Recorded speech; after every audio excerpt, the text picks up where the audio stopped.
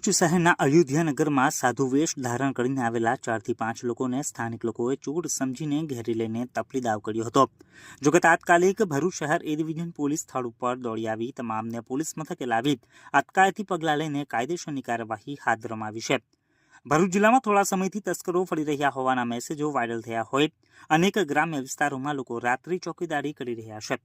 ત્યારે શનિવારના રોજ ભરૂચ શહેરના અયોધ્યાનગરમાં આવેલા સંતોષી માતાના મંદિર નજીક 4 થી 5 સાધુ વેશમાં આવેલા વ્યક્તિઓએ એક મકાનમાં જમવાનું માંગ્યું હતું, પરંતુ મકાન માલિકે કંઈ પણ નહીં હોવાનું જણાવી તેમને જવાનું કહ્યું હતું, પરંતુ તે લોકો ત્યાં જ ઊભા રહી મકાન માલિક સાથે વાતચીત કરતા હોય તે સમયે સ્થાનિક લોકોના ટોળા ત્યાં એકત્ર થઈ જતા મામલો ઉગ્ર બન્યો હતો, જેમાં આ અજાણ્યા સાધુ વેશમાં આવેલા લોકો સાથે તપલી દાવ પણ થયો હોવાનું જાણવા મળ્યું છે।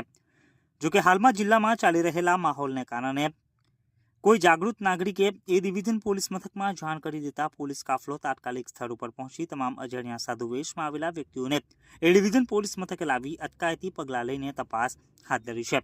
જોકે આ મામલે ભરૂચ એ ડિવિઝન પીઆઈ વીયુ ગદડિયા સાથે વાતચીત કરતા તેમણે જણાવ્યું હતું કે હાલમાં તેમના અટકાયતી પગલાં લઈને તપાસ હાથ ધરાઈ છે। જોકે તેમની પાસેથી કોઈ પણ હથિયાર કે ઘાતક વસ્તુઓ મળી આવી નથી, જેથી સોશિયલ મીડિયા ઉપર વાયરલ મેસેજો અને અફવાઓથી લોકોને દૂર રહેવા અપીલ કરાઈ છે।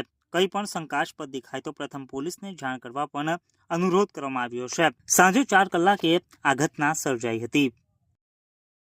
इस वीडियो को लाइक करें, हमारे चैनल को सब्सक्राइब कर बेल आइकन जरूर प्रेस करें हमारी न्यू वीडियो सबसे पहले देखने के लिए।